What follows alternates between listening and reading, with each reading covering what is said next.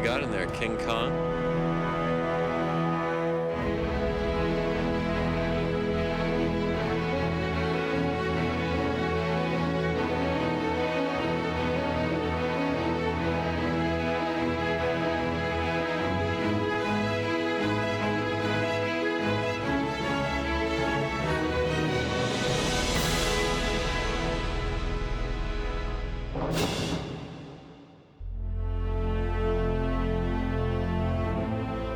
Looking back, the back lot was symbolic for Hollywood.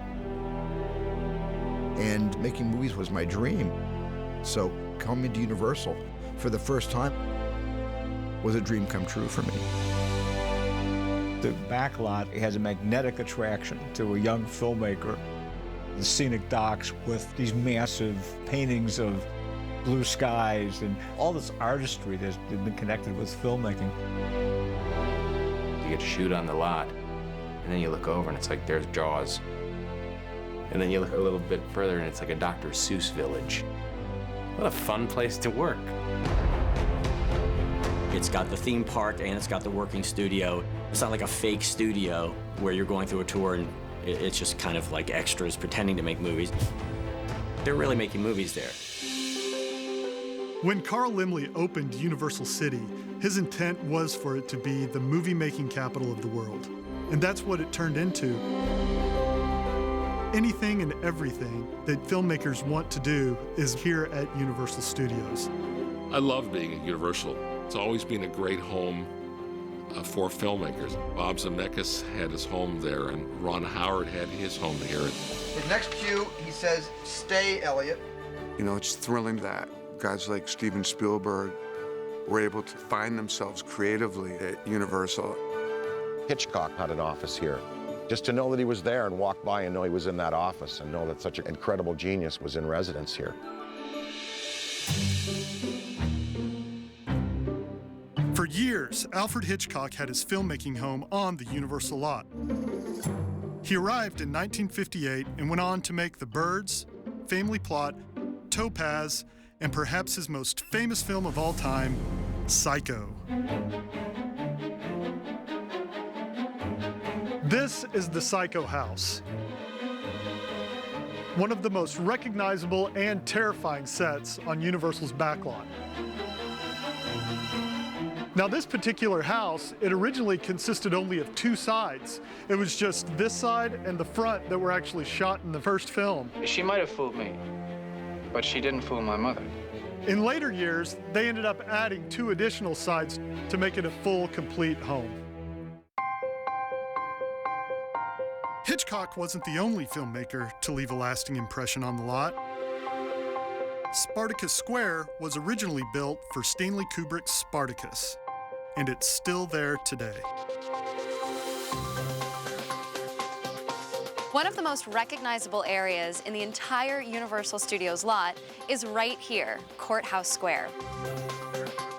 Now, Courthouse Square was built in 1948 for Frederick March's An Act of Murder. A lot of people recognize this area from the 1962 film To Kill a Mockingbird. Let's go watch. No deal. But even more recognizable, this was Hill Valley from Back to the Future. Just behind me, in fact, is where the clock tower was located.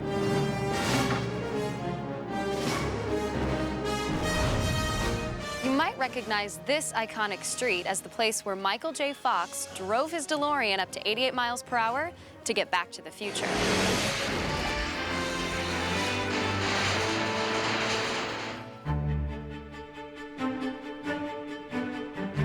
Driving around the back lot, so many movies made there. There's that little like Mexican plaza. That is the oldest still standing set in Hollywood. And that was built for silent westerns. Carl Laemmle really wanted to have Western sets available to use, so they were permanent structures. We did classics like Winchester 73, Destry Rides Again, and My Little Chickadee.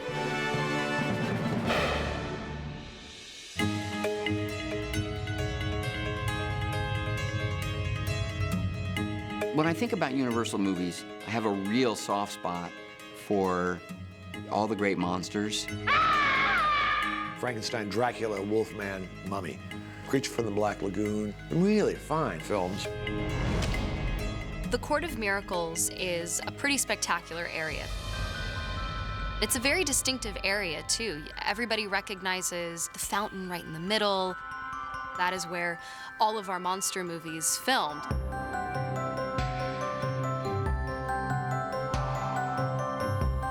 It's a beautiful courtyard area modeled after basically any European town. Scenes from Creature from the Black Lagoon were shot at Park Lake.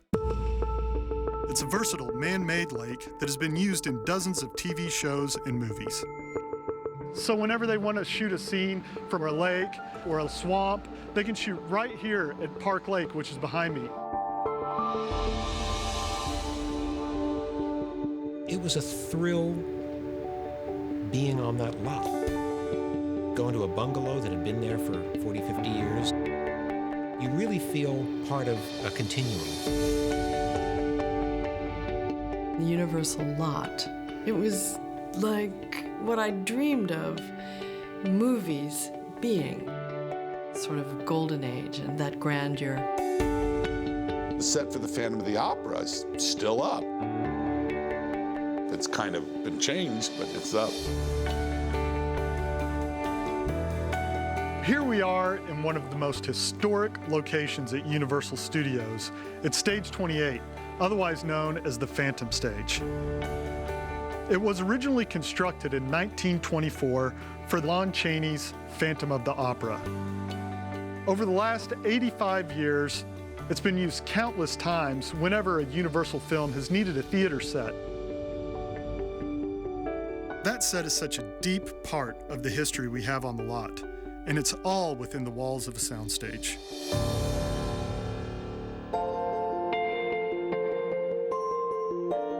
What a lot of people don't realize is the movie magic that takes place inside of sound stages. Interiors are transformed into any set that you want to be part of your production. So what is seen on the outside is just a big brown warehouse. Actually inside, there's movie magic that's taking place. And it's just breathtaking. The worlds that are created on these sound stages. Well, the fun of The Grinch really was being at the helm of a movie that was probably one of the last of its kind. Action! We had 11 stages occupied on the Universal lot, and sets that were made functional enough that, we could shoot on them, actors could climb on them. It was really a wild, creative period.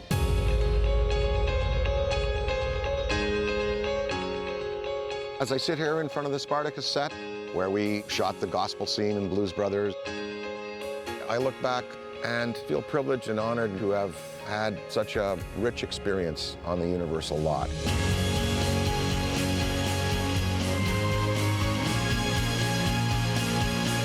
It's still, I think, the best backlot in LA.